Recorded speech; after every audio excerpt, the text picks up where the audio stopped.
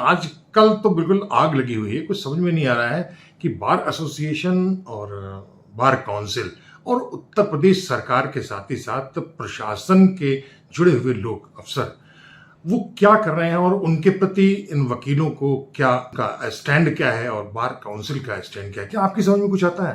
Advocates act में जो वकीलों का दायित्व निर्धारित किया गया है, उसमें सबसे पहला दायित्व यह है कि उसे निर्भीक होना चाहिए जहां तक अपने क्लाइंट का, अपने मुवक्किल के पक्ष को प्रस्तुत करने का प्रश्न है। दरअसल पिछले 20 दिनों से ज़्यादा वक्त बीत चुका है इस पूरे हड़ताल में, और वकीलों ने हड़ताल के बाद ये हंगामा का एक अस्त्र के तौर पर बनाया है। क्या आपको नहीं लगता है कि वकीलों के पास दूसरे भी रास्ते हैं, वकीलों के नेताओं के पास कुछ दूसरे रास्ते हैं, कोई तरीके होने चाहिए, केवल यही है? ये आप बिल्कुल सही कह रहे हैं कि 20 दिन का समय है और ऐसे गंभीर मामले पे, प्रकरण पे इतना समय नहीं लगना चाहिए, और न उत्तर प्रदेश भर में न्यायिक व्यवस्था को इस तरह से जो है वो कुप्रभावित होना चाहिए। लेकिन सबसे बड़ी बात है जिसको मैं कहता हूँ कि वकीलों की अगर समस्या है, किसी वकील को कोई सड़क पर शूट कर दे, किसी वकील को कोई वकीलों को पीट दे, किसी वकीलों के ऊपर बर्बरतापूर्ण व्यवहार करे, तो उसके पास कोई सामूहिक तौर से कोई ऐसा फोरम नहीं है जिसमें वो अपनी बात कह सके। मैं ऐसा इसलिए कह रहा हूँ कि इसकी व्यवस्था होनी चाहिए। क्या व्यक्तिगत इस पूरे मामले को व्यक्तिगत लेने के बजाय हम इसको उनके संगठन के आंदोलन के तौर पर नहीं खड़ा कर सकते? संगठन के आधार पर तो लिए गए, उत्तर प्रदेश बार काउंसिल ने संज्ञान लिया उसका, लेकिन उसके बाद शीशा लेदर हो गई। वो क्या है?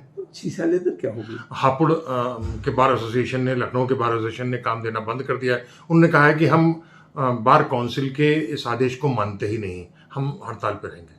वो चूंकि कहीं कम्युनिकेशन गैप था, विश्वसनीयता पे कहीं आँच आ गई होगी जो कि नहीं आनी चाहिए। भाई, उत्तर प्रदेश बार काउंसिल हम लोगों की एक पेरेंट बॉडी है, तो उस पैतृक संस्था में अगर कुछ अविश्वास पैदा होता है तो ऐसी स्थितियां पैदा होती हैं। ये नेतृत्व का कुछ कोई कमी नहीं दिखाई पड़ती है? अब मैं नेतृत्व तो चूंकि इलेक्टोरल प्रोसेस है, नेतृत्व की कमी तो बहुत क्षेत्रों में है, तो इसकी तो बात करना तो कोई, मेरा ख्याल है कोई इसका माने नहीं है। लेकिन जो नेतृत्व जिन हाथों में है, जो डेमोक्रेटिक प्रोसेस में जो इलेक्शन से चुन के आए हैं, हमको विश्वास उन्हीं में करना पड़ेगा। लेकिन मेरा ये मानना है कि इन संगठनों के अलावा भी बहुत से रास्ते थे जिसमें कम से कम इस हापुड़ के कांड को सुलझाया जा सकता है। जरा उसी पर विस्तार से बताइए। जैसे इसमें कोई दो राय नहीं, आपने भी अगर वीडियो क्लिपिंग देखी होगी तो बर्बरतापूर्ण जो है वो प्रहार, शारीरिक तौर से प्रहार अधिवक्ताओं पर किया गया है। उनमें देखने से ये भी लगता है कि 4 पुलिस वाले, 10 पुलिस वाले घेरे हुए आदमी को ऊपर हाथ उठाया, हाँ, नाले में गिरे हैं तो भी पीटा जा रहा है। तो मेरा अपना विचार है कि ऐसे में संज्ञान लेना चाहिए उन व्यक्तियों को सर्वप्रथम जो सत्ता से जुड़े हों। जैसे मेरा मानना है कि महाधिवक्ता होता है, उसका नाम है महाधिवक्ता। अधिवक्ताओं में जो महान है, यानी लीडर ऑफ द बार, जो स्टेट की बार का लीडर है, वो महाधिवक्ता है। और मेरा ये भी मानना है कि महाधिवक्ता का सीधा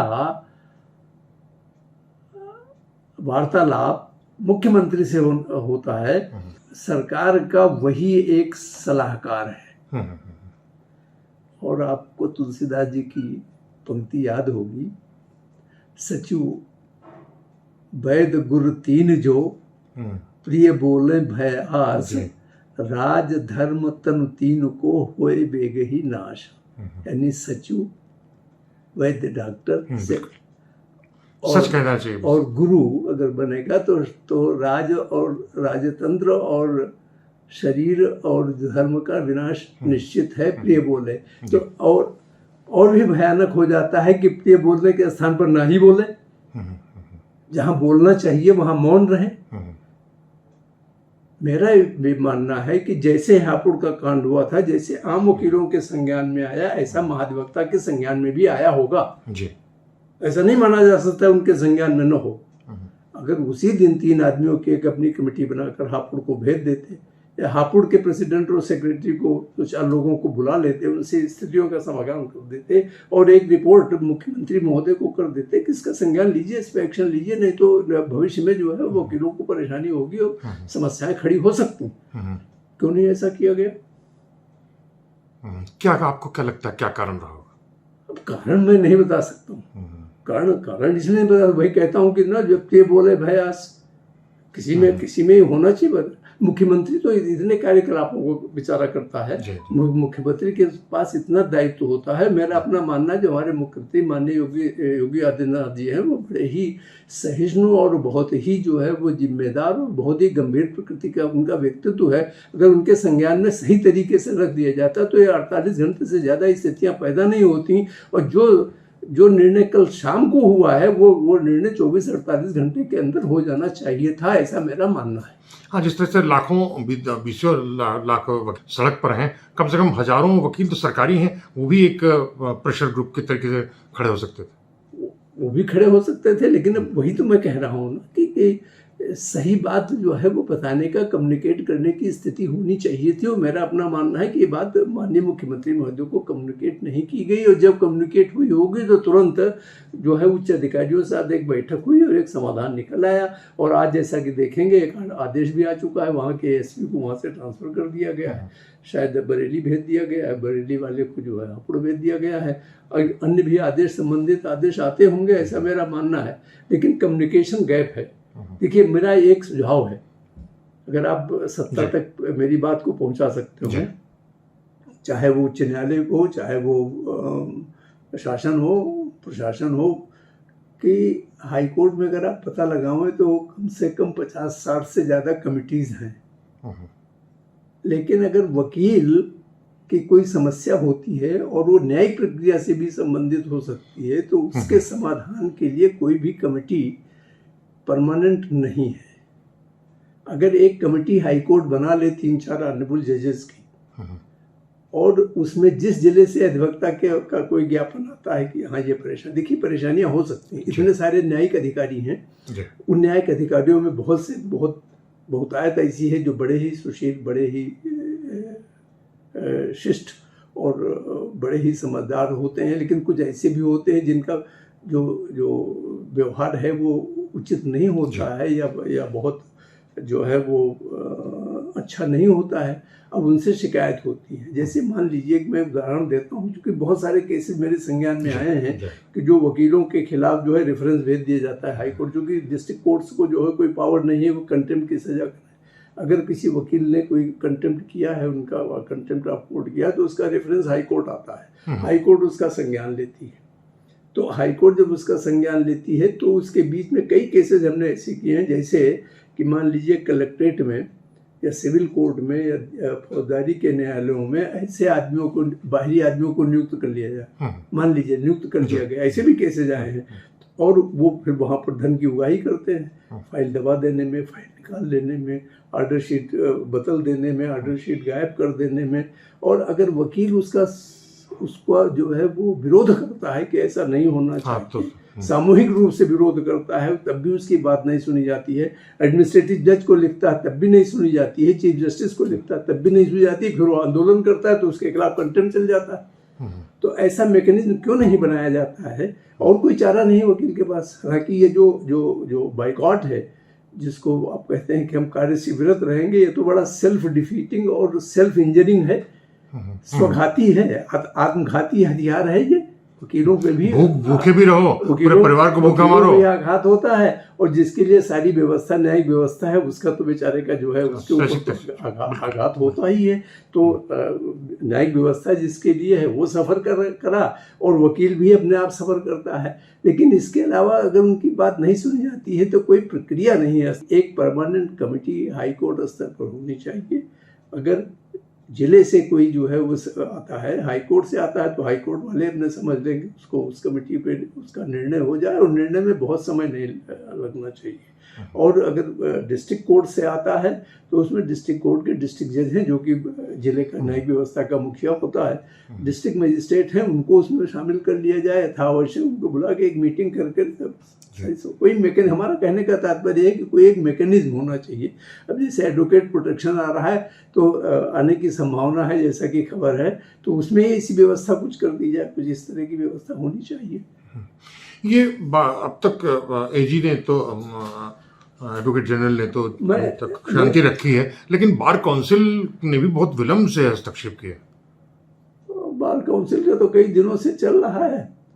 मेरा ख्याल है बार काउंसिल का जो घटना हुई थी उसी के तीसरे चौथे दिन बार काउंसिल ने संज्ञान ले लिया था, लेकिन जब इतना सब हो गया था तो सड़क पर आने का मौका नहीं आना चाहिए, जो कि आप मानेंगे कि 1970 के पहले उत्तर प्रदेश में शायद अभी कभी वकील सड़क पर आया हो। क्योंकि 1972 में मैं आया था हाई कोर्ट में, तो जुरिडिक्शन को लेकर के एक जुलूस निकला था हाई कोर्ट में, जो कि हजरतगंज से लेकर के और सिविल कोर्ट तक लंबा था, लेकिन इतना व्यवस्थित था कि वहाँ पर जो है वो उस समय रॉयल कैफे बाएं हाथ को करता था हलवासिया में, वहाँ के जो है वो रॉयल कैफे के ओनर ने, माथुर साहब ने जो है हम लोगों को जो है सबको शरबत पिलाया था। वो बड़ा ही इतना संयमित और इतना संगठित था, इतना लंबा जुलूस जो पहली बार वकील निकला था। वो काहे क्षेत्राधिकार के लिए, वकीलों के हित के लिए, अपने हित के लिए नहीं। लेकिन उसके बाद वो रोज स्थितियाँ ऐसी हो जाती हैं। तो हमारा कहने का तात्पर्य है कि इतनी भयंकर, अगर माननीय मुख्यमंत्री जी को पहले से इसका संज्ञान सही तरीके से कोई करा देता तो ये इतने दिन तक ये स्ट्राइक जो है, जो बाइकआउट का काम था, ये इतने दिन तक न होता, और ना ही वो कहीं सड़क पर उतरता, ना ही ये जो कुछ नहीं होना चाहिए था वो हुआ। कड़वा प्रश्न है ये, नाकारापन है एजी का, मतलब एडवोकेट जनरल का, या सरकार ही इस योग्य नहीं है कि बहुत अच्छे लोगों को बहुत बेहतर तरीके से ऐसे ओहदों पर बैठा सके? नहीं, ऐसा नहीं, नाकारापन किसी का नहीं है, बस ये है कि थोड़ा सा आगे बढ़ करके जो है वो जिम्मेदारी निभाने की बात होती है। उसका कारण क्या है? अब वो जैसे मान लीजिए कि हाई कोर्ट ने संज्ञान लिया, PIL सो मोटो लिया। अब उस समय तक हाई कोर्ट के सामने एक कोई रिपोर्ट पहुंच जानी चाहिए थी शासन स्तर से या एडवोकेट जनरल के स्तर से, शायद देखिए ये है, ये हुआ, इतना पुलिस ने जाति करी है, इतना वकीलों ने जाति करी, कुछ होना चाहिए था, कुछ नहीं हुआ। भविष्य में क्या होना चाहिए? भविष्य में जैसे मैंने बताया ना कि एक कमेटी जो है वो परमानेंट कमेटी हाई कोर्ट स्तर पर जो है गठित होनी चाहिए, और उसमें ये व्यवस्था होनी चाहिए कि जब तक बहुत आवश्यक न हो तब तक, जैसा सुप्रीम कोर्ट ने भी कहा है कि बहुत आवश्यक न हो तब तक वकील अब्सटेंड काम से नहीं करेगा, काम करेगा। जब कोई बहुत आवश्यक हो जाए तो सांकेतिक रूप से कर ले, और अपनी जो भी समस्याएं हैं वो कमेटी के सामने वो भेजी जाए, और कमेटी उसका जो है 2-4 दिन में उसका निराकरण करे। इतना लंबा समय क्यों लगता है? तो ये है एलपी मिश्रा जी। एलपी मिश्रा जी की पहचान अपनी बात को बहुत खुलेआम डैश पर भी कहने की क्षमता रखते हैं, और सामान्य सार्वजनिक जीवन में भी उनका साफ साफ मानना है कि एक वकील आम आदमी के लिए तो लड़ता रहता है, लेकिन उसके लिए, उसकी समस्याओं के लिए, उसके साथ हुई मारपीट, किसी दुर्भाग्यपूर्ण हादसे में उसका कोई पक्ष बहुत मजबूत नहीं कर पाए हमारी पूरी संस्था, चाहे वो महान अधिवक्ता हो या चाहे दूसरे भी हो। तो अगली बार फिर दूसरे मसले पर, किसी दूसरे स्थान पर, किसी दूसरे लोगों के साथ हम फिर हाजिर होंगे। तब तक दुरुस्ती की कुमार से जाती है।